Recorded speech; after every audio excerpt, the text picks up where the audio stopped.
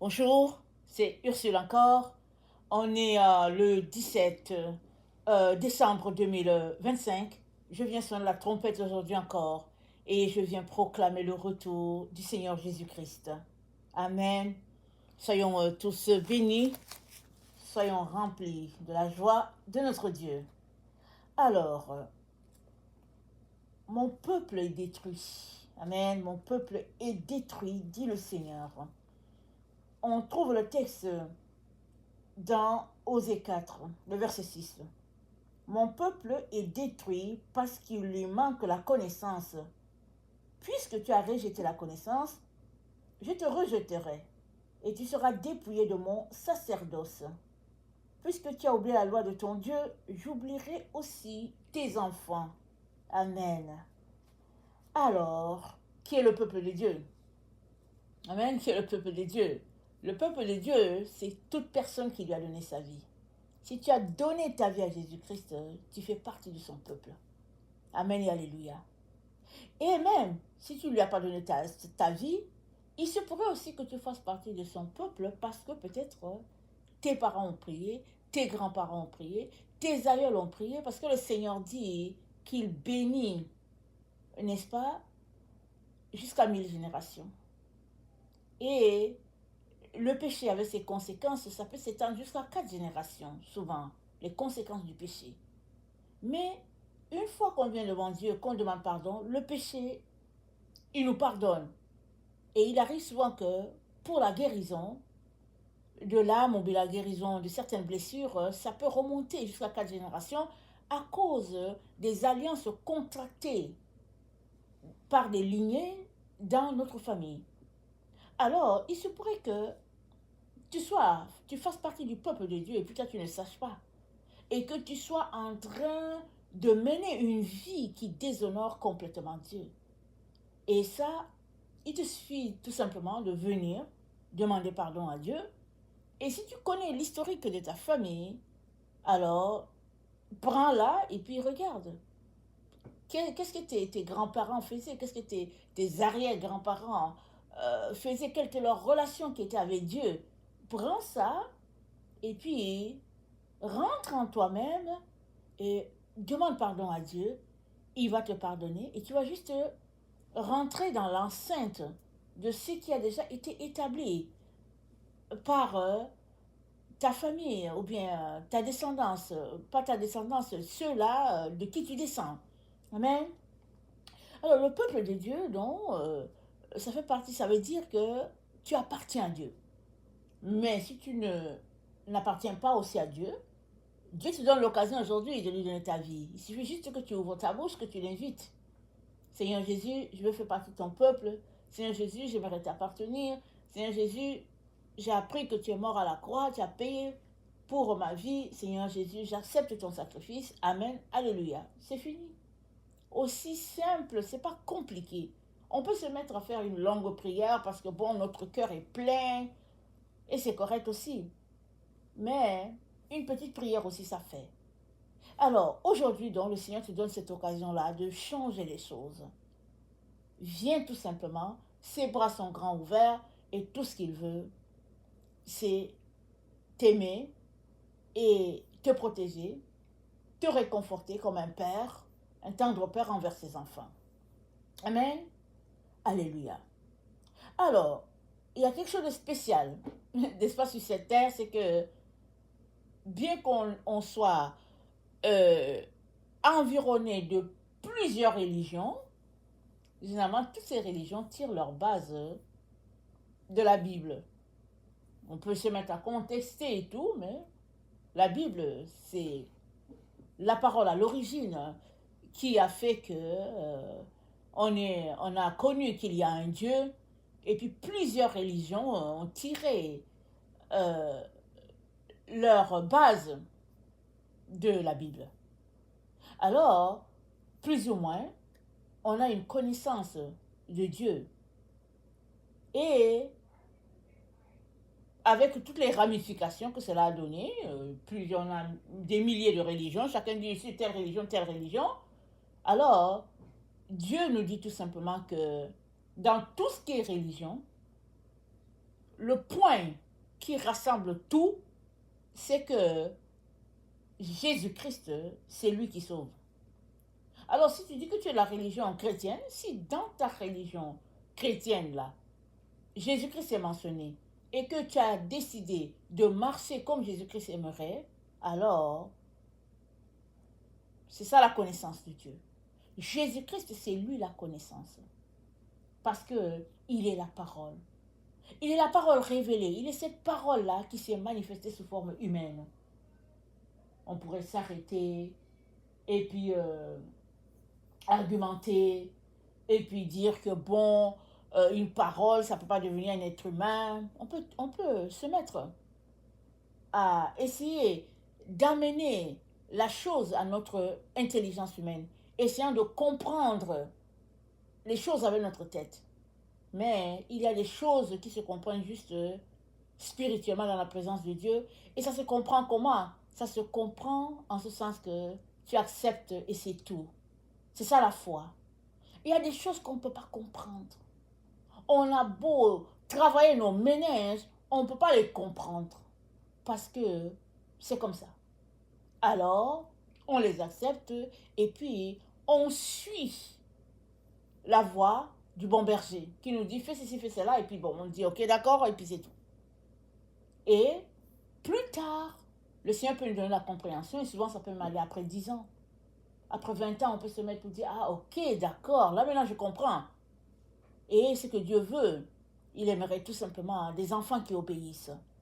Alors, il a donné consigne à Israël.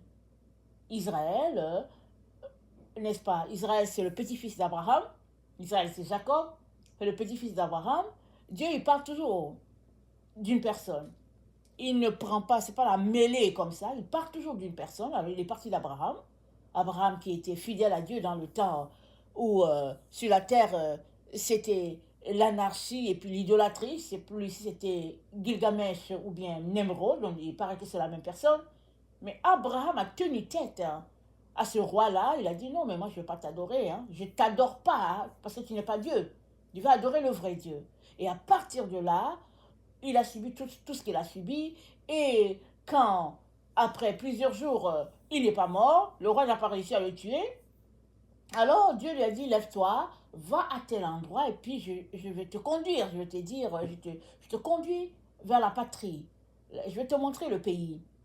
Et Abraham est parti, ayant la foi que Dieu allait le conduire et puis Dieu allait lui donner une descendance, alors que lui et Sarah, ils n'avaient pas d'enfant. Amen et alléluia. Alors, à partir de là, l'histoire, elle est longue, je ne vais pas entrer là-dedans, je viens tout simplement au moment où la descendance de Jacob, c'est-à-dire Israël, s'est retrouvée en Égypte. De l'Égypte, Dieu les a fait partir pour la terre promise, et là, il leur a donné les manières, il leur a donné des recommandations de vie. Disons ça comme ça, on les appelle les commandements, mais c'est les recommandations de vie. Il leur a dit, voilà comment vous devez vous comporter pour ne pas tomber dans le piège de l'ennemi. Et dans Deutéronome 6, il dit à Israël, il dit, et ces commandements que je te donne aujourd'hui seront dans ton cœur. Tu les inculqueras à tes enfants et tu en parleras quand tu seras dans ta maison, quand tu iras en voyage, quand tu te coucheras, quand tu te lèveras. Tu les liras comme un signe sur tes mains. Ils seront comme des frontaux entre tes yeux. Tu les écriras sur les poteaux de ta maison et sur tes portes. Donc voilà les recommandations de Dieu à Israël. Il dit, ça sera dans ton cœur. Tu vas les mettre là dans ton cœur. Et puis tu vas apprendre à tes enfants comment se comporter. Peu importe l'endroit où tu iras, ces commandements ne doivent pas te laisser. Ce n'est pas juste du superficiel. Tu dois les mettre en pratique. Et si tu obéis à cela, ta vie, elle sera safe dans le Seigneur. Parce que c'est comme ça que Dieu aimerait que tu vives, que tu marches. Parce que cela rappelle la vie du ciel. Voilà, Dieu a été un père pour Israël, comme il l'est pour nous aujourd'hui. Il y a des choses qu'il fait pour nous, il y a d'autres, c'est nous-mêmes qui devons les faire. C'est comme un enfant, n'est-ce pas? il a 2 ans, alors il a besoin que tu lui lasses, tu lui attaches les lacets. Alors imagine que le même enfant, il a 16 ans et puis il te demande d'attacher encore ses lacets. Alors à moins qu'il ait quelque chose qui n'arrive pas à se courber, mais s'il peut se courber, tu lui diras, il y a quelque chose qui ne va pas. Attache tes lacets et puis c'est tout. Pourquoi faudrait-il que je puisse attacher tes lacets alors que tu es capable de les attacher? Vous voyez? Donc il y a des choses que nous sommes appelés à faire parce que nous avons grandi, nous avons l'âge requis pour pouvoir faire ces choses-là devant Dieu. Si bien que si nous ne les faisons pas, la faute, c'est pas à Dieu, c'est à nous. Et Dieu dit donc euh, à Israël, parce qu'Israël n'a pas marché dans ce que Dieu lui a dit de faire, il lui dit, puisque tu as rejeté la connaissance, je te rejetterai et tu seras dépouillé de mon sacerdoce. Et aussi, tu as oublié la loi de ton Dieu, j'oublierai tes enfants. On pourrait s'arrêter pour dire, mais où est la relation entre la loi de Dieu et les enfants? La relation entre la loi de Dieu et les enfants, c'est ce qu'on vient de lire. Dieu a dit à Israël, ce que je te montre là, tu l'enseignes aussi aux enfants. Et il nous dit aussi, toujours dans la Bible, il dit, enseigne l'enfant dans la voie qu'il va suivre. Quand il sera grand, il ne s'en détournera pas. Pourquoi? Parce que Dieu a fait que on a beau s'exciter dans la vie à faire différentes choses, et il vient un moment tout simplement que on s'arrête et on considère ce qui est important et utile. Et quand on va s'arrêter pour considérer ce qui est important et utile, on va retourner à la base. Parce qu'à la base, c'est là-bas que tout s'est fait. C'est à la base que l'arbre a été monté. Et pour que l'arbre reste debout, la base doit être solide. Et le Seigneur nous dit dans Ephésiens 2 que la solidité de la base est due à la fondation.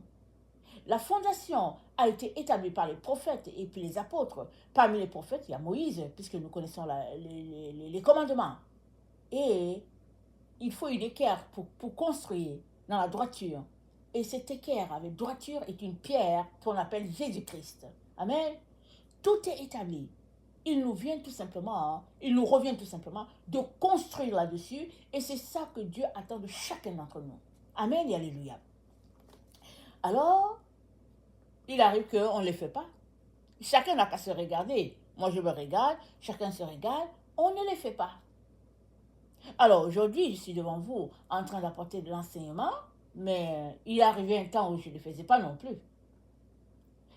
Tous ont péché, sont privés de la gloire de Dieu. Et alors, il arrive que souvent on est défaillant. Mais Dieu nous pardonne et on retourne à lui.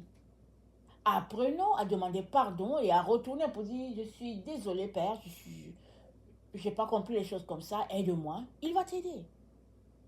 Et la conséquence pour nous, rejetant la connaissance, c'est que cela se répercute sur nos enfants. Alors, la connaissance, ce n'est pas le fait que on est allé à l'école, on a appris les choses, on a étudié la sagesse orientale, toutes sortes de sagesse, et puis des théories et tout. C'est pas ça la connaissance. La connaissance, c'est Dieu. Amen. Parce que avant qu'il y ait les écoles établies et qu'il y ait des doctrines mises en place, ça et là, des branches qu'on devrait emprunter pour étudier, c'était la Bible. Ou si vous voulez, c'était la parole de Dieu. C'était ça la connaissance et rien d'autre. Alors quand Dieu parle de la connaissance, c'est la connaissance de Dieu. C'est lui qui est la connaissance. C'est lui qui est notre intelligence, notre sagesse, c'est lui qui nous enseigne. Nous avons besoin de lui. Alors une fois avec la connaissance de Dieu, on peut faire le tri pour dire, voici la base. Ceci, ça ne coïncide pas, ça ne concorde pas avec la base, je jette cela.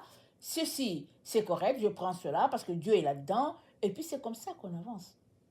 Mais si on rejette Dieu, alors on comprend que nos enfants aujourd'hui sont sans Dieu, sans mesure, sans limite, ils ne savent pas où se tourner, et puis ils s'accrochent à tout, ils s'accrochent à tout. Mais c'est pas trop tard. On peut encore les ramener. C'est tout simplement de mettre en place des structures. Et c'est tout simplement que, en tant qu'adulte et en tant que leader, on puisse réaliser qu'on ne peut pas continuer comme ça dans nos sociétés. Parce qu'en plus du fait que nous, les adultes, nous avons rejeté Dieu, voici, c'est ajouter l'intelligence artificielle. La technologie ne fait que évoluer. Elle évolue à un rythme exponentiel. Et si nous ne rattrapons pas les choses maintenant pour aider notre jeune génération, on ne sait pas ce que ça sera. Ça sera une génération sans dictionnaire en soi. Parce que vous savez, on a tous des dictionnaires. Mais pourquoi? Parce qu'on est allé à l'école. On a des choses qu'on se rappelle parce qu'on l'a appris à la maternelle. Parce qu'on l'a appris, n'est-ce pas, au primaire, troisième, secondaire, et puis bon. Il y a des choses. Notre dictionnaire a commencé à se former depuis qu'on est petit. Depuis qu'on a commencé le langage, notre dictionnaire se forme. Alors, imaginez une génération avec, n'est-ce pas, un dictionnaire différent, d'abord de volume moindre, et en plus rempli des choses qu'on appellerait des déchets. Parce qu'aujourd'hui, ils passent leur temps dans des jurons, dans des sacrilèges, des choses qui ne se faisaient pas, qui inacceptables. Ils sont là et puis ils forgent le chemin avec leurs paroles afin que ce soit intégré dans le milieu des adultes parce que c'est une génération, n'est-ce pas, où tout est porté vers le mal. C'est pas de leur faute. Pas du tout. Pas du tout. Regardez les films. Regardez les concepteurs. C'est-à-dire, quand quelque chose est porté vers le mal, ça rapporte de l'argent. Allez, les gens y vont. Et moi, j'ai élevé mes enfants et j'aimais. Ils ont écouté beaucoup d'émissions qui étaient bien. Mais à un moment donné, les émissions ont disparu. Les émissions bien ont disparu. Et tout ce qui venait avait toujours une connotation d'osétérisme, de magie, de sorcellerie. Et après, ils ont commencé à introduire des choses de vaudou. Et puis, ça dit, on a vu nos sociétés dégringoler. Mais, en tant que parents qui éduquent les enfants, souvent, on veut tout simplement prendre un break.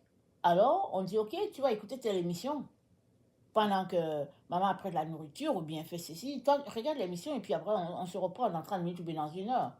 Alors, pendant que tu es en train d'apprêter le souper, alors il y a quelqu'un qui enseigne ton enfant pendant une heure, ou bien il y a deux émissions qui passent pendant une heure et puis sont portées vers les choses, de la manipulation et toutes sortes d'attitudes qu'on n'accepterait pas que nos enfants intègrent, puissent intégrer, mais c'est sur l'écran, c'est visuel. Et si bien que la connaissance de Dieu a disparu du milieu et on a un autre type de connaissance qui est là. Et Dieu dit, je rejetterai tes enfants. C'est pas lui qui les rejette.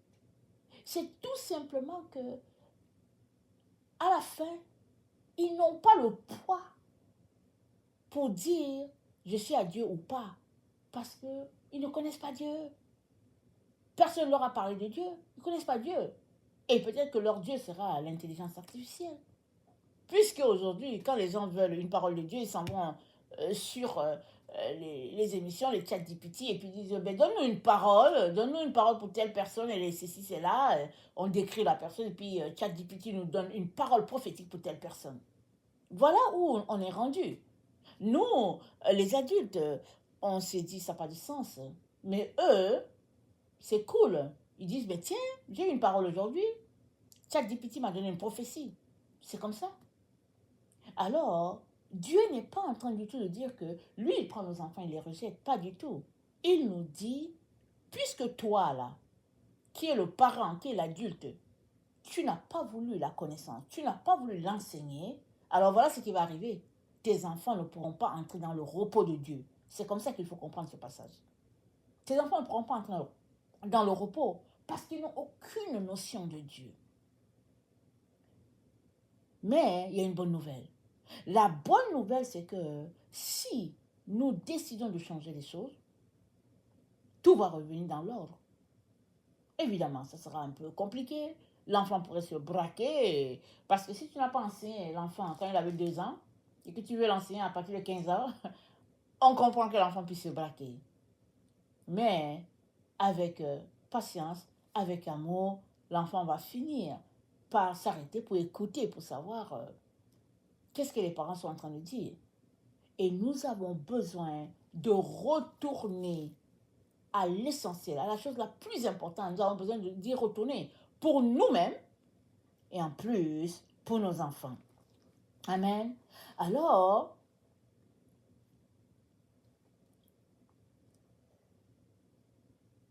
dans Deutéronome 7, au verset 1, Dieu dit à Israël, quand il lui a donné la loi, quand il lui a dit pourquoi c'était important de garder la parole de Dieu sur les murs, dans leur cœur et tout, il dit, lorsque l'Éternel ton Dieu t'aura fait entrer dans le pays dont tu vas prendre possession, et qu'il chassera devant toi beaucoup de nations, il dit,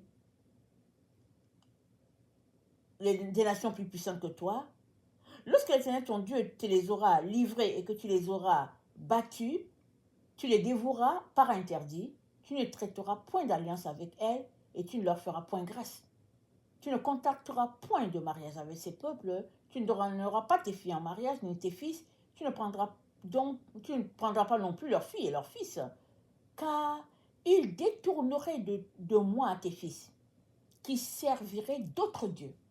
Donc voilà la raison pour laquelle Dieu ne veut pas qu'on se mélange à d'autres peuples. Mais qui sont les autres peuples? Les autres peuples, c'est les gens qui ne connaissent pas Dieu. Les autres peuples, ce n'est pas une affaire de la couleur de la peau, mais c'est une affaire de est-ce que l'autre là connaît Dieu ou l'autre ne connaît pas Dieu. Et si l'autre ne connaît pas Dieu, tu ne peux pas contacter une alliance avec. Pourquoi? Il détournerait les enfants. Voilà, ça dit que là, Dieu, au fait, son but, c'est un but d'amour. C'est un but de te garder dans l'enceinte familiale. Il dit, vous renverserez leurs idoles, vous briserez leurs statues, vous brûlerez au feu les images taillées. C'est pas une affaire ça, c'est une affaire de l'Ancien Testament. Aujourd'hui encore, Dieu nous dit ça. Quelles sont les idoles que nous avons dans nos vies? Parce que, et idole, tout ce qui tend à un culte à cette chose-là. Alors, notre cellulaire peut être une idole pour nous. Le fait de voyager peut être une idole. Alors, un auteur en particulier peut être une idole. Tout ce qu'il produit comme livre, on veut juste lire. Alors, un acteur, ça peut être notre idole. On peut continuer à citer toutes sortes d'idoles. Et nous savons que la terre est remplie d'idoles. Et nos maisons avec. Nos maisons sont remplies d'idoles. Et qu'est-ce que Dieu dit? Dieu dit, toutes ces idoles-là vont nous détourner de Dieu. Il aimerait qu'on garde notre focus sur Dieu. Et c'est tout. C'est pas toujours évident, mais il veut qu'on garde nos yeux sur lui. Pourquoi? Parce que ce n'est que comme ça qu'il va nous communiquer ses voix. Parce que ça se passe de cœur à cœur. Et si on peut se dire, ok, si ça se passe de cœur à cœur, moi j'aime Jésus, et puis je n'ai pas de problème à ne pas l'aimer. Ce n'est pas le cellulaire qui va m'empêcher d'aimer Jésus. Mais qu'est-ce que Jésus-Christ a dit? Il a dit, quiconque porte le regard sur une femme pour la désirer et a déjà commis l'adultère. Si tu portes le regard, tu as déjà commis l'adultère. C'est-à-dire la personne est à distance, tu portes le regard, tu as déjà commis l'adultère. En d'autres mots, l'adultère, n'est-ce pas, c'est le fait d'aimer autre chose. Alors, tu peux dire, ok, Dieu et moi, c'est cœur à cœur, mais tu peux être en train d'aimer quelqu'un d'autre. Ton cellulaire, ton héros préféré, ta bande dessinée préférée, et puis on peut citer beaucoup de choses. Et Dieu nous dit, toutes ces choses-là vont nous détourner de Dieu. Et on est à une étape assez cruciale, n'est-ce pas, dans l'histoire de l'humanité. Et Dieu nous dit, comment régler le problème? Il dit, attachez vos cœurs à moi, c'est tout. Laissez toutes ces choses-là que vous désirez, ces choses après lesquelles vous soupirez, laissez tout ça. Attachez-vous à moi. Alors ça peut être que on a un art extraordinaire. On a un talent merveilleux. Alors on veut juste, n'est-ce pas, représenter ce talent-là. Dieu dit, laisse tout ça, laissez tout ça en veilleuse. Concentrez-vous sur Dieu. Parce que en vous concentrant, il y a une force que vous allez acquérir et c'est la force d'attachement à Dieu à cause de tout ce qui se passe de spirituel que nos yeux ne voient pas forcément. Amen. Et, et Dieu dit à Israël, il dit à son peuple, c'est pas parce que tu es mieux que les autres. Hein. Alors aujourd'hui, si on ramène l'histoire à Israël, Israël le pays, alors Israël vit beaucoup de choses en tant que pays. Parce que c'est comme, oh c'est le peuple de Dieu. Mais au fait, dans le temps, il n'y avait que Israël qui connaissait Dieu.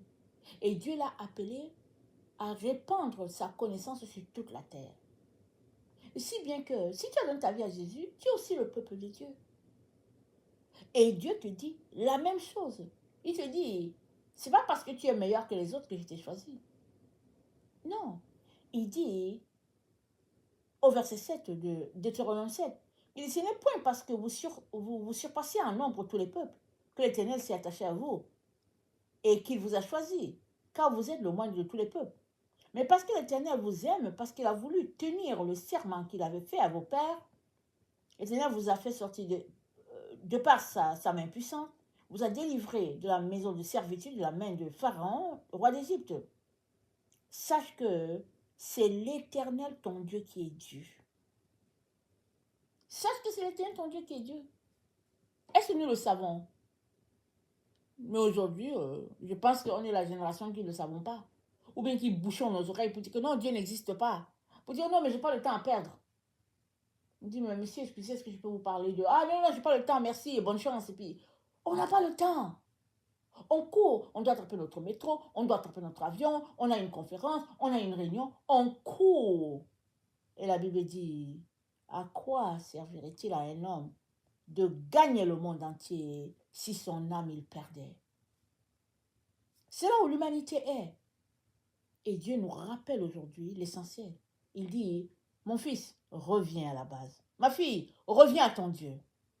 Toutes ces choses-là, toute cette gloire-là, où tu es considéré, respecté, et puis voilà, on te traite comme quelqu'un d'important et tout. Toutes ces choses-là, si tu n'as pas Dieu, ça dit, c'est perte totale pour toi. Et quand bien même tu aurais Dieu, si ces choses-là se mettent entre Dieu et toi, Dieu va venir te l'enlever. Et si tu refuses qu'il te les enlève, alors il y aura une séparation entre Dieu et toi. Parce que tout ce qui est idole périra. Amen. Tout ce qui est idole périra. Et c'est ça que nous avons déjà lu dans 2 Pierre 3. Nous l'avons vu il y a peut-être 2 ou 3 jours, 2 jours ou 1, dans 2 Pierre 3. Notre Dieu nous dit que le jour du Seigneur viendra comme un voleur et en ce jour-là, les cieux passeront avec fracas, les éléments embrasés se dissoudront et la terre avec ses œuvres qu'elle renferme sera consumée. La terre sera consumée, c'est-à-dire si tu as une idole, elle sera consumée avec. Tout ce qui n'est pas de Dieu sera consumé. Et nous sommes dans ce temps-là où tout ce qui est de Dieu là, garde-le. Tout ce qui n'est pas de Dieu, jette-le loin de toi. Sépare-toi. Parce que ça va te garder loin de Dieu. Parce qu'on est dans le temps où Dieu est en train de faire consumer tout ce qui n'est pas de lui. Et il a dit ça commence à l'église. Et le jugement commence dans sa maison. Alors ton cœur est attaché à quoi? C'est quoi que ton cœur aime le plus? Si ce n'est pas Dieu, laisse la chose tomber. Parce que cette chose-là sera coupée. Et si ton cœur est là-bas, tu seras coupé avec. Parce que la Bible dit, là où est ton trésor, là est ton cœur. Si Jésus-Christ est ton trésor, alléluia, amen, tout sera bien. Mais si ton trésor, c'est autre chose, une carrière, un petit business, et puis ton époux, ton épouse, peu importe ce que c'est, si c'est ça qui est ton trésor, alors sache que ça ne tiendra pas devant Dieu. Pourquoi? Parce qu'on est dans les temps des secousses, des contractions, parce que la terre est en train d'enfanter quelque chose, elle est en train d'enfanter quelque chose de nouveau. Des nouveaux cieux, une nouvelle terre. C'est ça que Dieu dit. Alors cet enfantement est en train de se produire. Comment? On ne sait pas. On sait seulement qu'il y a quelque chose qui se passe à cause des secousses qui se passent ça et là. Et le Jésus-Christ a dit aux disciples, ça doit arriver. On ne peut pas empêcher ça de venir. Tout comme la femme qui doit accoucher, quand le temps du bébé vient de sortir, les douleurs sont telles que ce soit insupportable. Parce que le bébé doit venir. C'est la même chose. Dieu est en train, n'est-ce pas, d'enfanter des nouveaux cieux et une nouvelle terre. Alors les choses se passent comme ça. Mais il l'enfante comment? Il déclare la parole. Il a déclaré la parole de la fin. C'est lui qui déclare. Par le pouvoir de sa bouche, la parole est déclarée que la fin va venir à tel moment parce que c'est Dieu qui décide. Et nous sommes dans ce temps-là. Alors je viens nous intéresser tous à nous arrêter à toutes ces choses-là qui nous occupent tant et à nous tourner vers notre Dieu, vers la vérité. Retournons à la base. Même si les amis vont se moquer de nous, on va dire, eh ben, il est devenu prêtre, rabbin, il est devenu sœur catholique, et puis c'est pas grave. Retournons à la base. Parce que ces mêmes gens-là qui se moquent de toi, tu auras besoin de prier pour eux. Un jour, ils te diront merci. Parce que tu m'as ramené à l'essentiel. Et c'est une question de relation, c'est pas une question de religion. C'est pas parce qu'on va faire le signe de la croix que bon voilà, ça veut dire qu'on est avec Dieu. C'est pas parce qu'on aura notre chapelet en main qu'on c'est avec Dieu. Non. C'est une question de relation dont tu viens, tu t'assois, tu te mets à lui parler. Au début, tu auras l'impression que c'est les murs qui sont là qui t'entendent, pas grave. S'il y a quelqu'un qui est à côté, la personne va se moquer de toi, il va rire, pas grave. Mais toi, tu es en train de parler avec Dieu. Et un jour, tu seras tout simplement surpris de savoir qu'il est en train de te répondre. Et la façon la plus euh, excellente, n'est-ce pas? Commence par lire ta parole. Commence par lire la Bible. Sors de toi la manipulation, le mensonge selon lequel on ne peut pas lire la Bible. Et les catholiques ne lisent pas leur Bible. Alors, mon peuple est détruit faute de connaissance. Mais si tu mettais à lire la Bible, tu verrais toute la connaissance qui est là-bas. Et rien ne t'arriverait. Plusieurs catholiques ont peur de lire la Bible parce que quelque chose va leur arriver. Mais non, la Bible, c'est la parole de Dieu. Alors, si tu n'es pas informé, comment vas-tu avancer? Aujourd'hui, le monde qui ne connaît pas Dieu court après l'information et les enfants qui connaissent Dieu, ils gardent l'information loin d'eux. Je viens nous encourager, n'est-ce pas, à changer les choses et à marcher dans ce que Dieu a pour nous. Amen.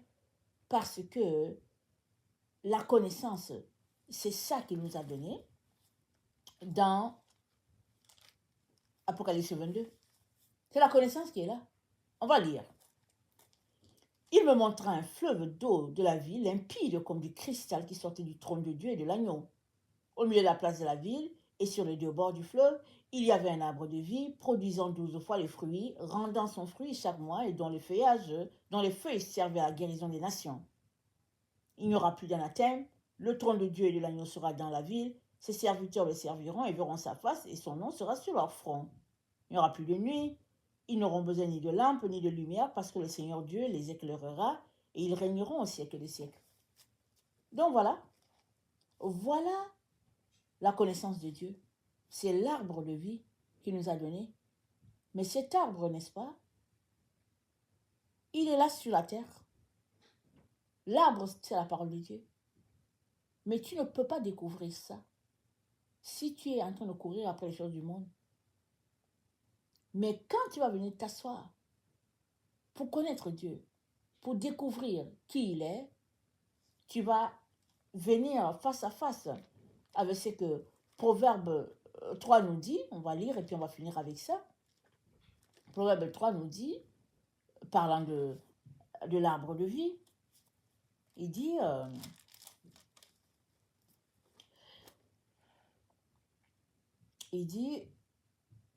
heureux l'homme qui a trouvé la sagesse et l'homme qui possède l'intelligence. Ça, c'est Proverbe 3, le verset 13. Et au verset 18, elle est un arbre de vie pour ceux qui la saisissent. Et ceux qui la possèdent sont heureux. C'est par la sagesse que l'Éternel a fondé la terre, c'est par l'intelligence qu'il a affermi les cieux. Ceux qui la saisissent sont heureux. C'est ça l'arbre de vie. Maintenant, elle ne peut pas se mélanger à autre chose. Alors, à toi de laisser l'autre chose pour saisir les fruits de cet arbre-là et t'en délecter. C'est comme ça que tu seras rempli de la connaissance de Dieu. Et tu marcheras dans tout ce que Dieu a acquis pour toi déjà, que Dieu a préparé pour toi déjà. Tout est déjà là. Ce n'est pas quelque chose que Dieu va faire un jour, non. Tout est là. Alors que tu marches, mangeant le fruit de l'arbre de vie, Dieu va ouvrir tes yeux.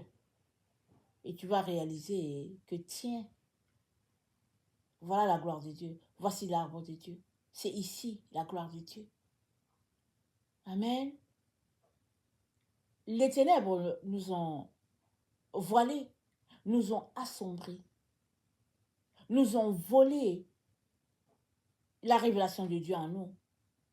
Alors que nous marchons main à main avec Dieu, il enlève le voile petit à petit et on finit par voir et puis on se rend compte que tiens, on est dans un jardin. On est dans le jardin de Dieu. Pourquoi? Parce que l'arbre de vie y est. Dieu lui-même est là. Parce que là où Dieu est, c'est un jardin. Que le Seigneur bénisse sa parole et que sa joie soit notre force.